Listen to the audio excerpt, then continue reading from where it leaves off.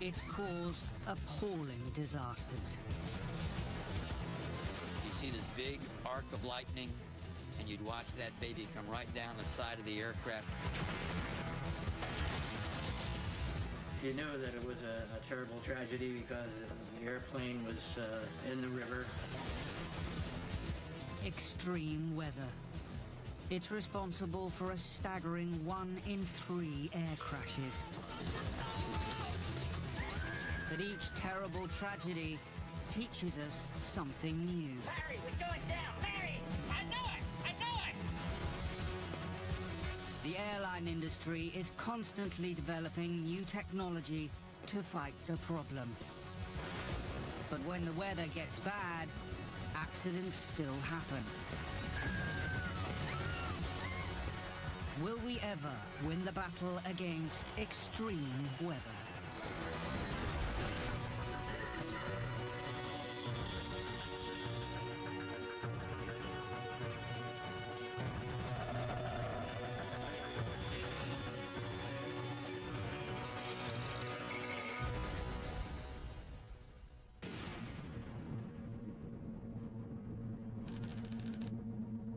Dusk, Washington, D.C. Air Florida Flight 90 waits at Washington National Airport. It's bound for Fort Lauderdale in Florida.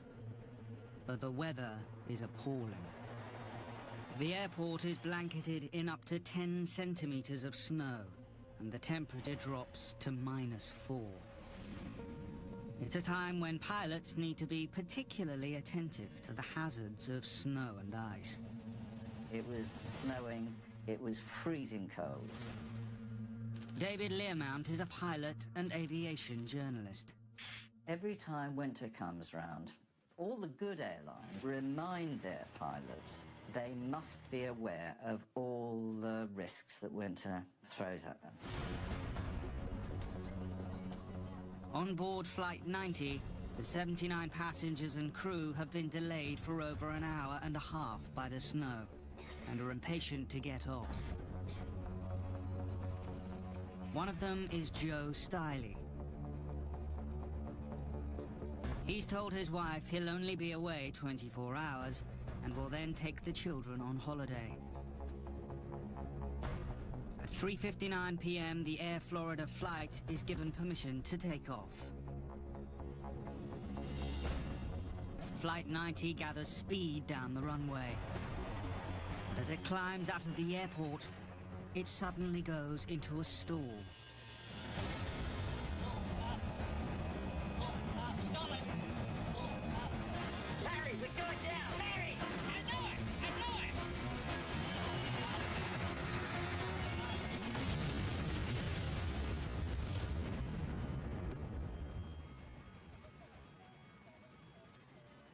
The aircraft has plunged into the icy waters of the Potomac River.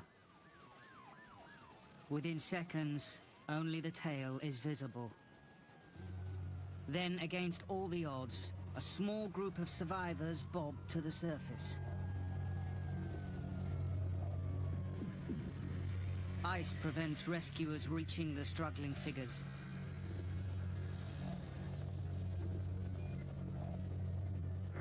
Then, a helicopter arrives. It's a race against time.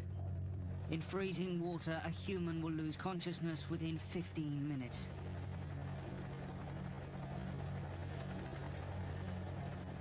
But only one person can be rescued at a time.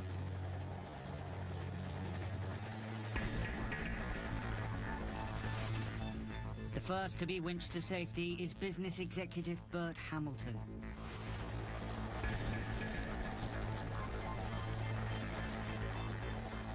He's followed by Kelly Duncan, a 22-year-old air stewardess.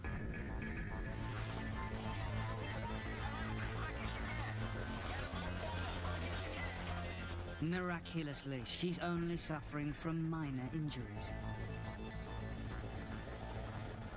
Eventually, a rope is thrown to a third survivor. Joe Stiley has been badly injured and is desperately trying to stay afloat. was holding on to a piece of the tail section. I held on to the rope and let him drag me out. To save time, Joe grabs another survivor. Priscilla Tirado has lost her husband and child and is in extreme distress. I tried to get the rope that they gave to us on her. But he hasn't got the strength to hold on, and she's left floundering in the icy water. Time is running out.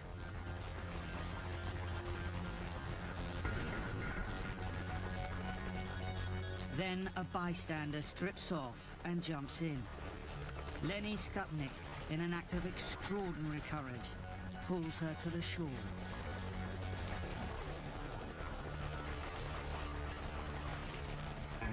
In all, 5 survivors are rescued from the water.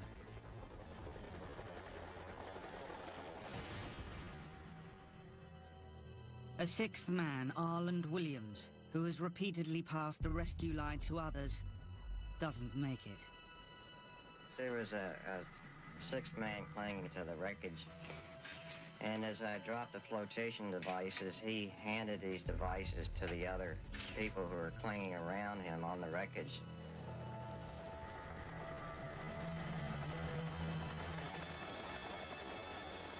A span of the 14th Street Bridge will later be named after him.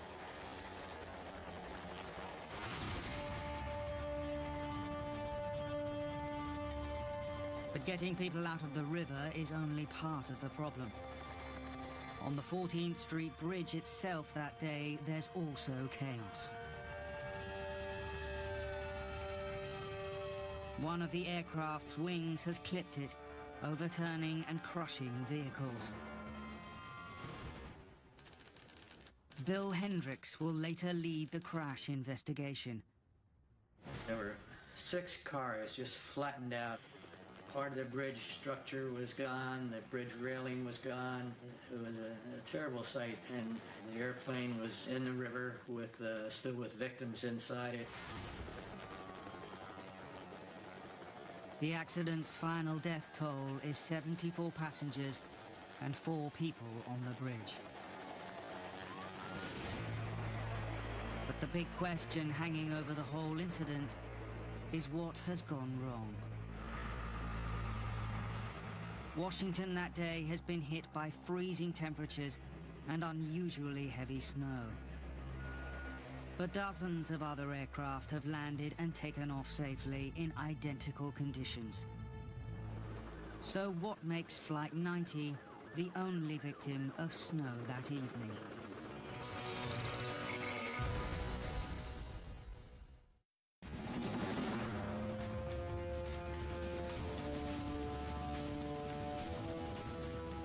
In the days after the accident, divers and cranes are brought to the crash site on the Potomac River. The first task for the chief crash investigator, Bill Hendricks, is to locate and retrieve the flight data recorders. It will eventually take 7 days to get both the cockpit voice recorder and the flight data recorder ashore. It's a moment of triumph for the divers. Now at last, Hendricks can piece together what's happened. Once we got the flight recorders, it came together quite clearly what the cause of that accident was. The first clue is something that happens 50 minutes before takeoff.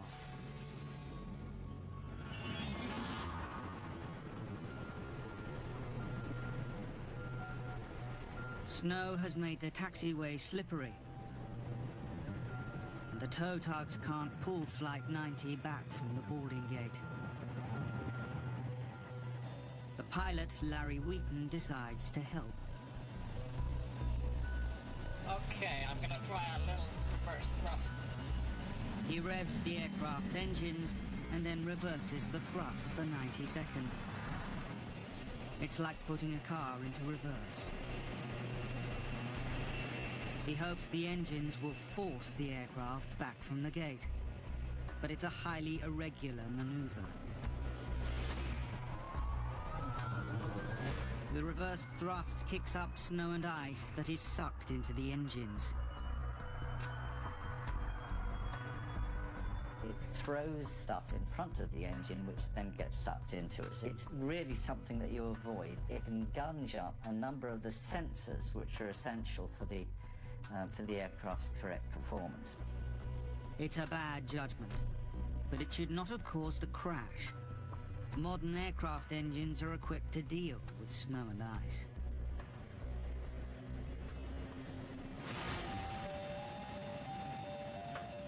But then, Bill Hendricks finds something else.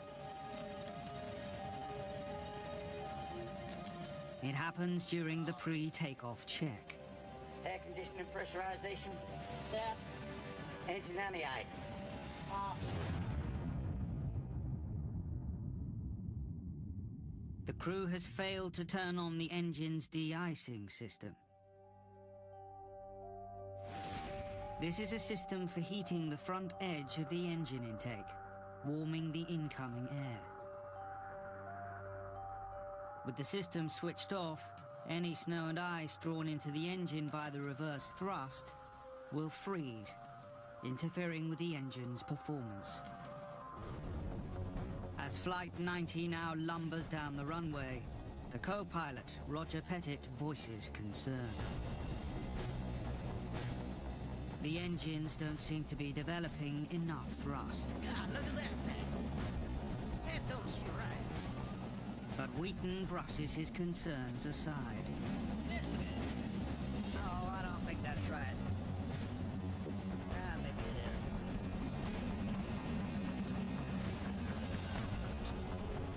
it is. It takes the plane an extra 15 seconds and 600 meters more runway than usual to lift off. Finally, it climbs into the air. But almost immediately, it goes into a stall. Stall it! Stall it! We're falling! The warning kicks in. Pull up! Pull up! But there's nothing the pilots can do. Larry, we're going down! Larry! I know it! I know it!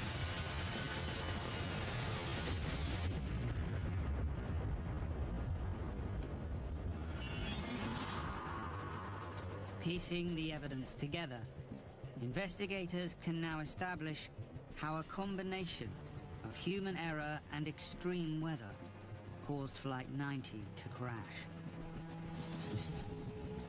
First, as snow builds up on the taxiway, Wheaton uses reverse thrust to help push back from the gate. Engine on the ice. Second, with the engine anti-ice turned off, freezing snow and ice are drawn into the engine. This interferes with the engine's performance. As a result, when Flight 90 takes off, the engines are only producing a thrust or engine pressure ratio of 1.70. A Boeing 737 needs a thrust ratio of at least 2.04 to take off safely.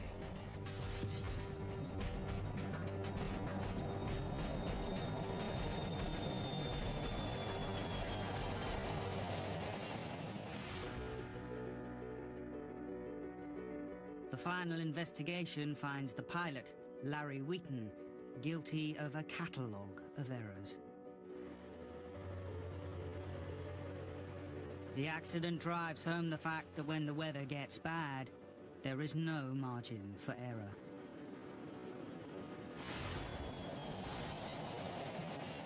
It's a problem engineers have been battling with for years. The modern fight against extreme weather goes back to the 1970s.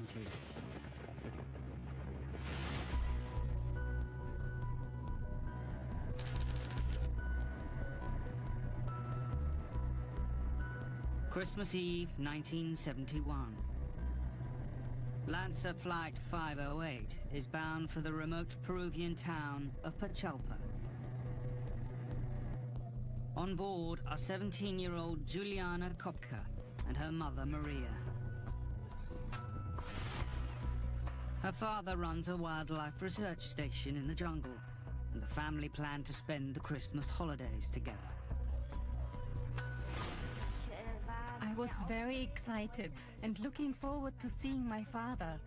I hadn't seen him for a long time. The research station was also like a second home to me, and I was really thrilled to be spending a couple of months there. It's a busy flight. Many other people are joining family and friends for the holidays.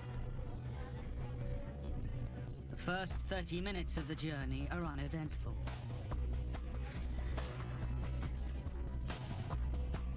But then, the plane runs into a tropical thunderstorm.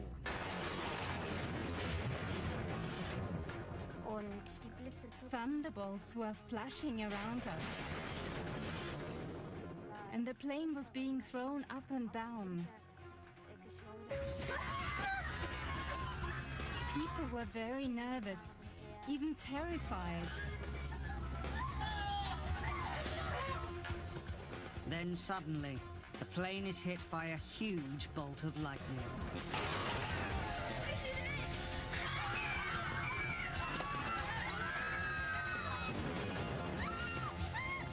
Everything is thrown around. It goes through my mind like a film. Everything went very fast.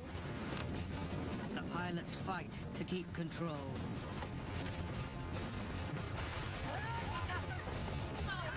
But the plane is breaking up.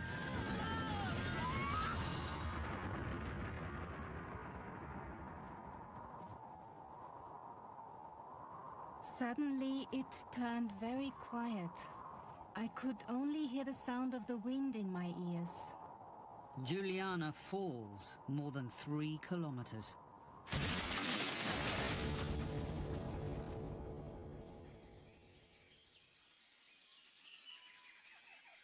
Yet miraculously, she survives, still strapped into her seat.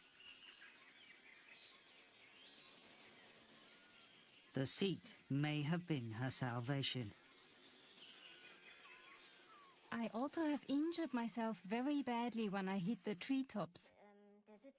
But the airline seat was below me, and I can only imagine it cushioned the landing.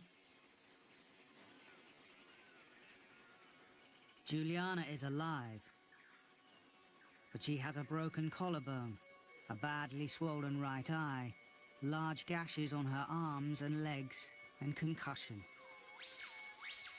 Her first thought is for her mother, but she's nowhere to be seen. Juliana is on her own. But she has one vital piece of knowledge.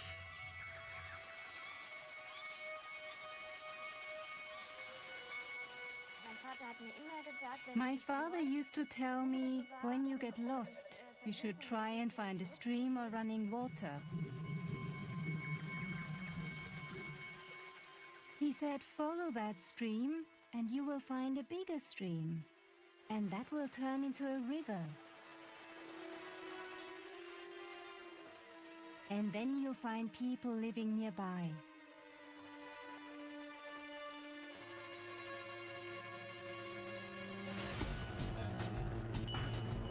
As news of the accident reaches the outside world, rescue planes are sent to search for survivors. I could hear the plane searching above me. I knew the rescue operation had started.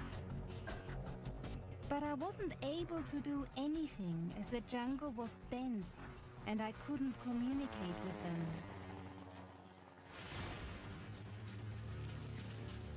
As she sets off to look for help, her only food is a handful of sweets she's found at the crash site. I lived on them for 3 days and just drank water.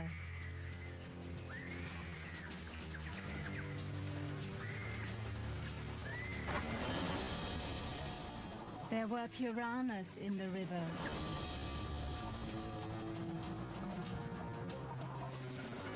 Stingrays were an even greater danger, and electric eels. I could see caimans everywhere.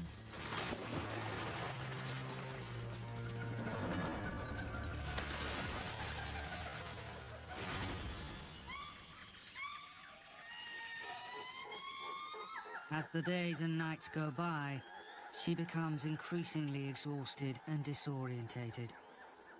With each day, I lost more hope.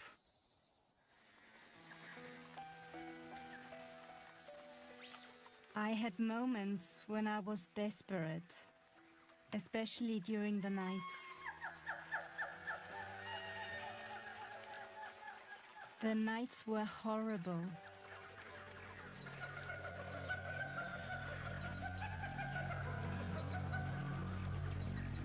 Deep cuts on her arm begin to worry her. I felt there is something in my arm. It kind of hurt. Something was moving in there. I couldn't see it properly, but when I twisted my arm, I saw that little white heads were looking out. The wound has become infested with flesh-eating maggots.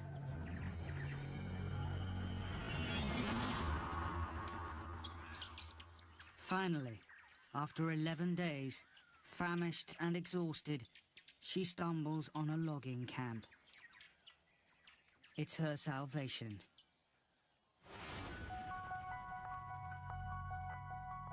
Today, 40 years later, Juliana Kopka is Dr. Juliana Diller and works as a librarian at the Munich Zoological Center in Germany. She's the only survivor of Lancer Flight 508. Her mother, along with 90 other passengers and the crew, have died.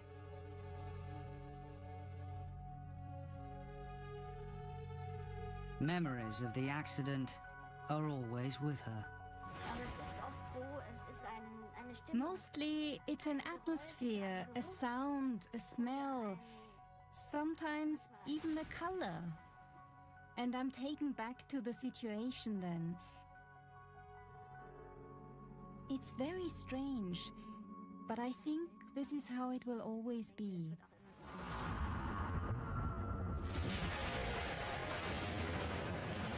When aircraft investigators later examine the accident, they find a chain of events leading up to the disaster.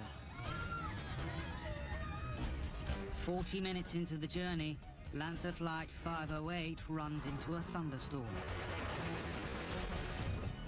Lightning hits the aircraft's right wing. Vapor from a fuel tank ignites.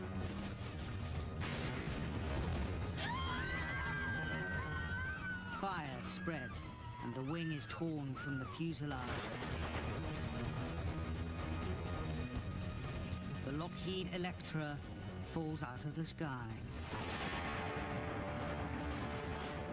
It's one of several accidents during the 1970s and 80s that are attributed to lightning and marks the beginning of an attempt to find solutions to the hazards of lightning strikes.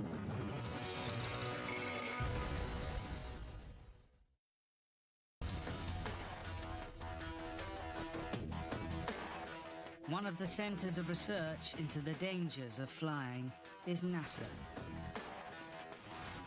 At its research center in Langley, Virginia, it drop tests helicopters, crashes passenger cabins, and develops new forms of cockpit instrumentation, all in the name of improving aircraft design. But during the 1980s, one of the most important topics of research is lightning.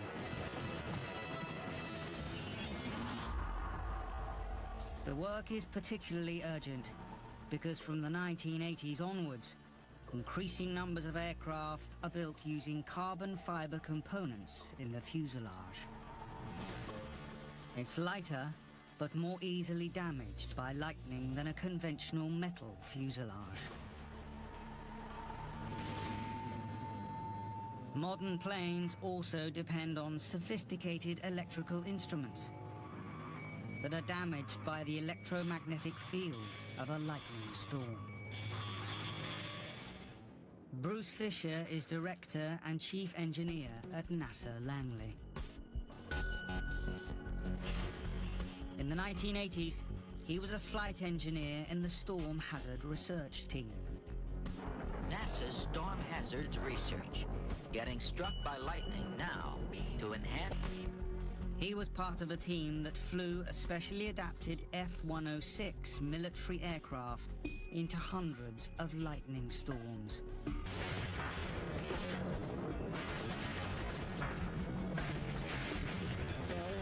You'd see lightning flashes around. The spectacular ones are the ones that hit the nose boom.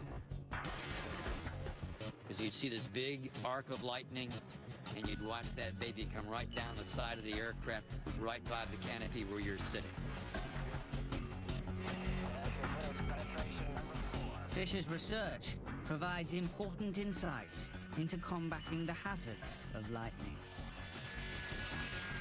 We had to try and gather in-flight lightning data. We discovered that almost every single lightning strike to an aircraft in flight is triggered by the aircraft itself.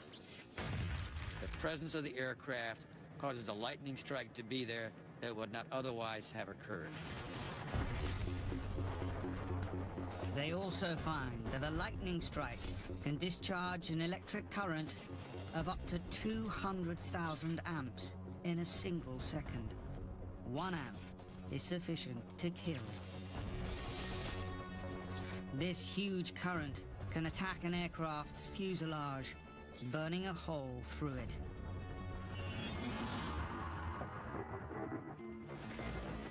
By the late 1980s, NASA can advise aircraft manufacturers how to make aircraft lightning-proof. Fiberglass components are reinforced to withstand lightning strikes. Aircraft fuel is made less explosive. Electrical equipment is carefully shielded. Today, lightning is rarely a problem. But events will show there's another side to storms that can be equally hazardous. High winds.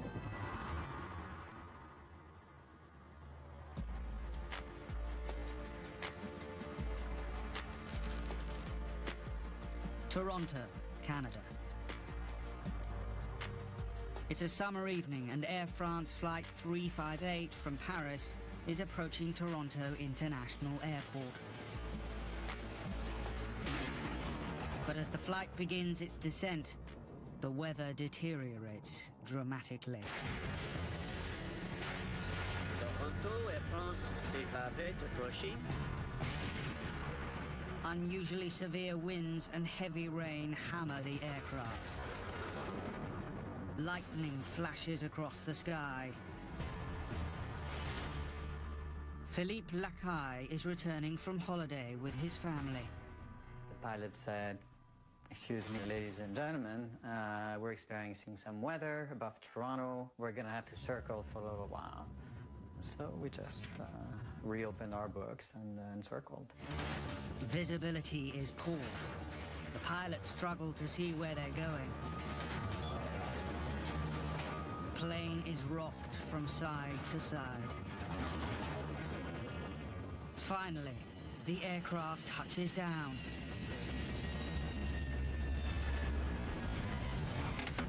There's a spontaneous outbreak of applause.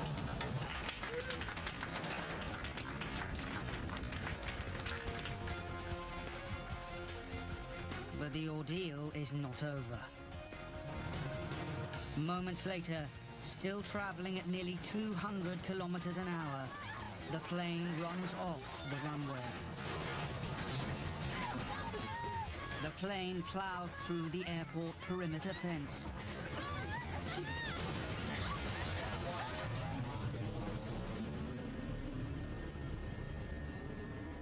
And finally comes to rest in a small ravine. And everybody was like stunned in shock, you know? First of all, to be alive, because how can you survive this kind of event? You know, it's just miraculous. But also, what are we doing next now? What's going on?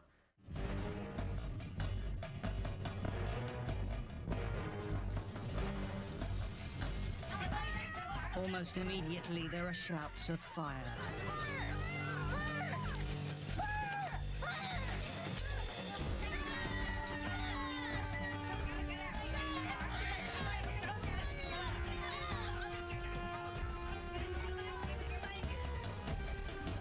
When fire breaks out, there are only about 90 seconds to evacuate an aircraft before fire reaches the fuel tanks. It was like a vision of hell. It's everybody for themselves. The smell of burning fuel. As the last passengers scramble to exit, Flight 358 bursts into flames.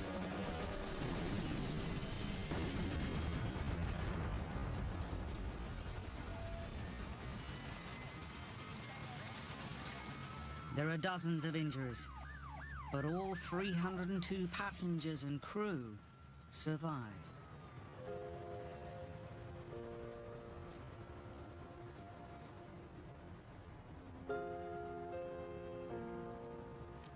Six years later, Philippe Lacaille is still living with the emotional scars. You never forget this kind of emotional upheaval. It was very hard.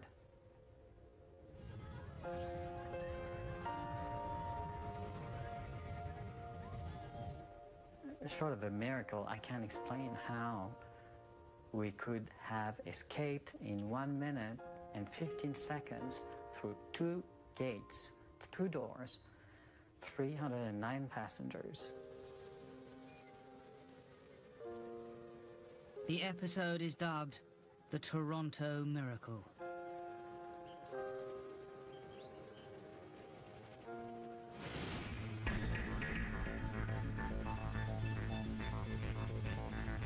As air crash investigators now arrive at the scene, they face one basic question. Why did a plane equipped with the most modern navigation aids shoot off the runway? Was it a question of pilot error, mechanical failure, or extreme weather, or even a combination of them all? They take data from the aircraft's charred and scorched black boxes. Réal Lavasseur is the chief crash investigator. So we looked at the brakes, we looked at the tires, we looked at the engines, we looked at all the systems, the hydraulics and all the other systems, electrical, whatnot, and there was absolutely nothing wrong with that aircraft. But when they analyze Flight 358's last moments, they uncover what appear to be a number of pilot errors. The crew had brought the aircraft into land far too fast and had hit the runway far too far along. I don't think they had a clear realization at that point as to how much runway they were leaving behind before they landed the aircraft. And consequently, the aircraft lands quite long, about halfway down the runway.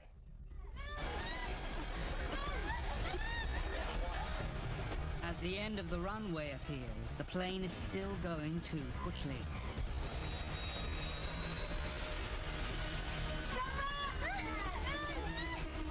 It was still doing over 120 miles an hour, so that's a lot of speed.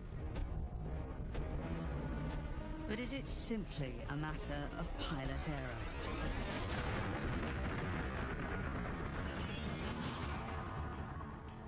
As investigators look further, they find a more complicated story. The pilots may have also been victims of exceptional weather. They may have run into a dangerous phenomenon known as wind shear.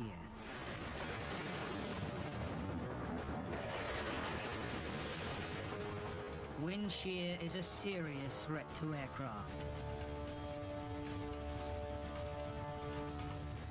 It occurs in the 2 or 3 minutes before a storm breaks, when there can be rapid shifts in wind direction.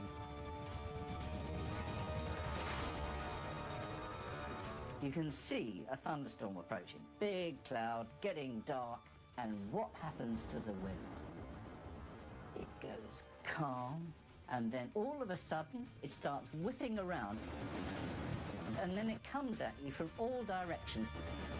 This alarming phenomenon is caused by a cold front hitting warmer air. In their worst form, these winds are like mini tornadoes in reverse. Highly concentrated coils of wind that instead of spiraling upwards, spiral downwards. They are known as microbursts or downdrafts. They're considered so potentially lethal that during the 1990s, NASA spends millions of pounds investigating them. Paul Robinson worked on the NASA wind shear program. Microbursts form underneath large thunderstorm cells that can extend up to 50, 60,000 feet. Aircraft flying through that will experience very strong horizontal wind variations. NASA scientists discover how microbursts can cause a pilot to make errors. A column of cold air sweeps down from the cloud base, accelerating as it goes. As it hits the ground, it spreads out horizontally. Then it curls upwards like a series of waves. An aircraft flying near this will experience a wind that starts as a headwind and then turns round and becomes a powerful tailwind. When aircraft are slow and low and trying to control their speed as well as they can, the combination of the two in a microburst can be very hazardous. Wind shear, or microbursts, are believed to be responsible for a number of disasters. 1982, Pan Am Flight 759 crashes in New Orleans. 153 people are killed. Likely cause, microburst. 1985, Delta Airlines Flight 191 crashes at Dallas-Fort Worth Airport. 134 people die. Cause, microburst. More recent accidents linked to severe wind shear include a US air flight that crashed in 1994 and a Goodyear airship that crashed in 2005.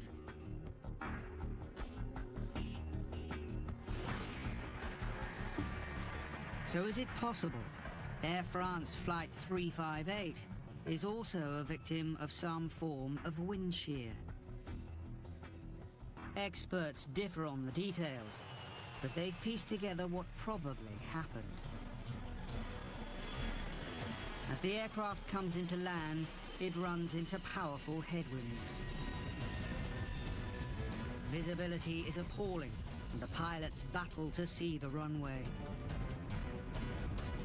Then the wind whips round to a tailwind, and the plane picks up speed. As a result, it's carried too far along the runway and lands much too fast.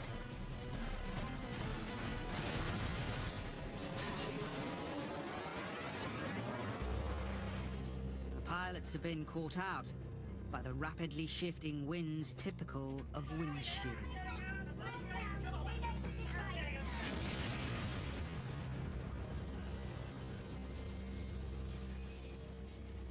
The investigation concluded that this crew landed an aircraft in very much reduced visibility in conditions where a crosswind was beyond the limits of the aircraft. Extreme weather has claimed another victim.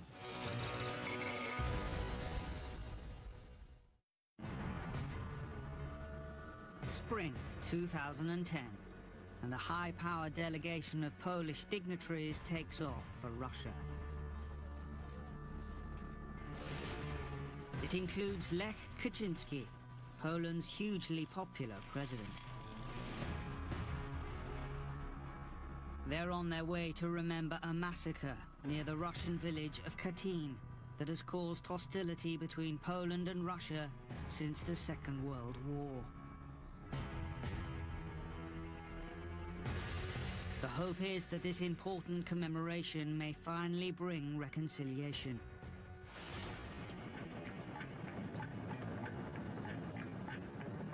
But as the Polish aircraft nears the Russian city of Smolensk, it's enveloped in fog. Landing is going to be difficult. Good morning, Smolensk. Is a Polish military 101, estimating in 5 minutes. Tomasz Hipki is a member of the Polish National Aviation Council and a journalist.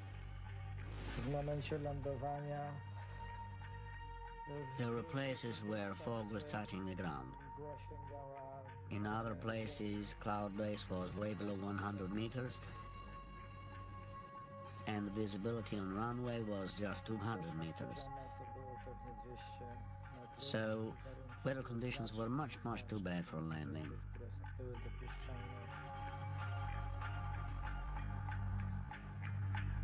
Air traffic control counsels against even attempting to land.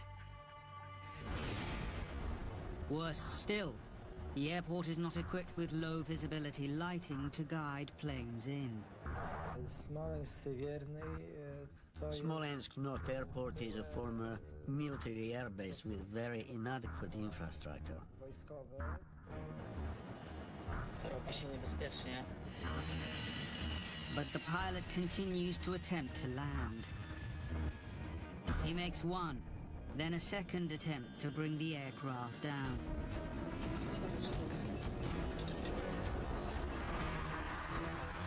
Each time he's forced to pull up. Finally, he makes a third attempt. The plane comes in low.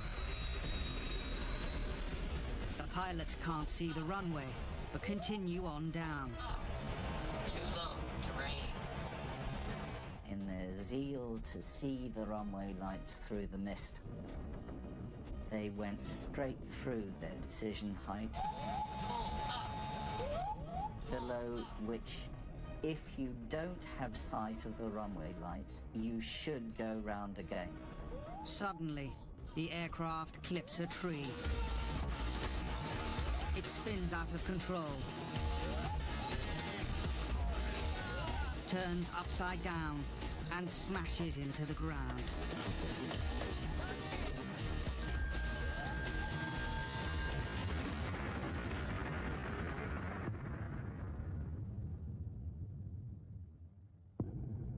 The wreckage is scattered around, nearly 200 meters short of the runway. All 96 people on board die.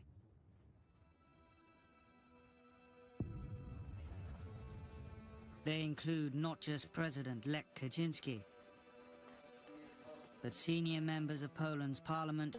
People in Poland died, so I don't know how will the future of our country look like.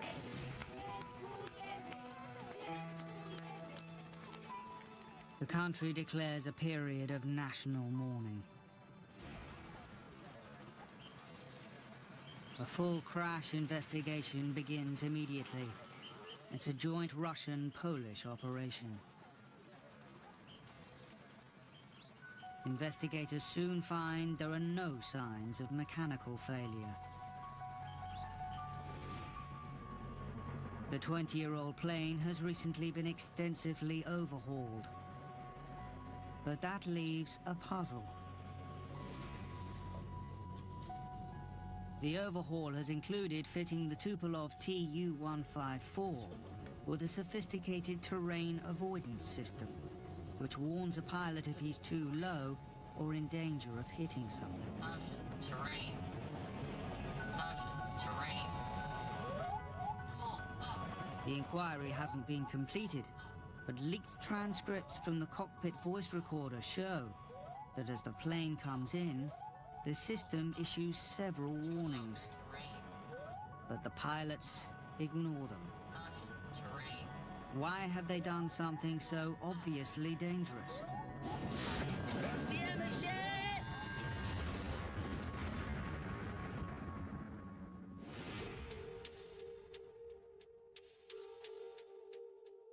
The transcripts give a clue. As the plane approached Smolensk, the pilot can be heard reporting to a superior officer in the cockpit. Sir, the fog is increasing. We're not gonna manage to land. Who is he talking to? An anonymous voice replies. Well, then we have problem. Through the radio static, there's also the snatch of another voice, adding pressure. The snatches of dialogue suggest the pilots were now under huge pressure.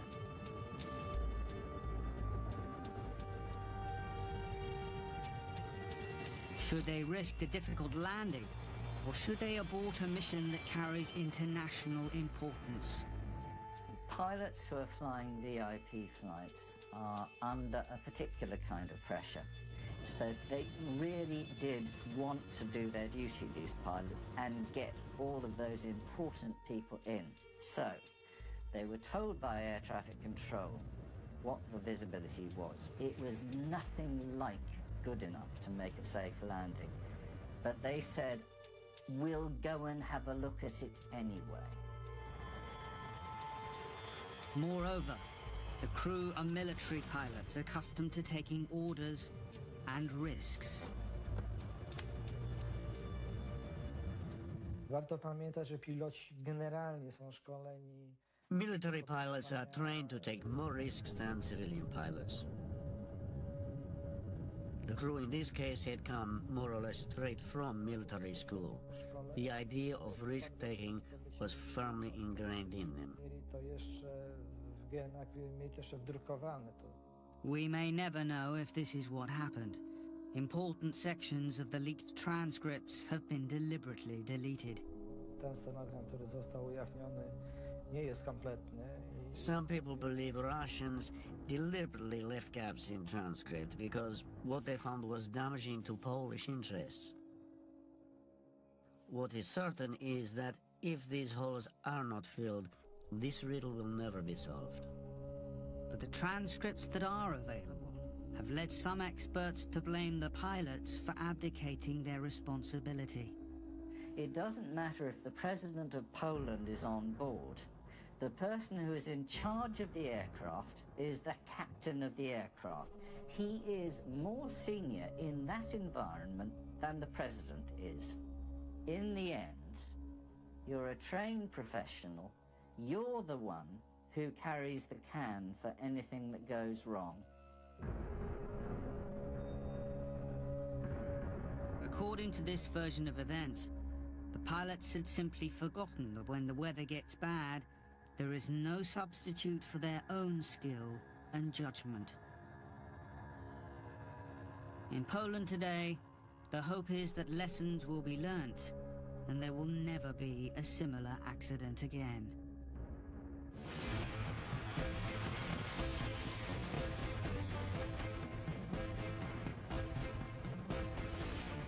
Today, we have the technology to handle the weather. Pilots are better trained. Aircraft are better equipped for all weather conditions. There should be no more accidents because of the weather.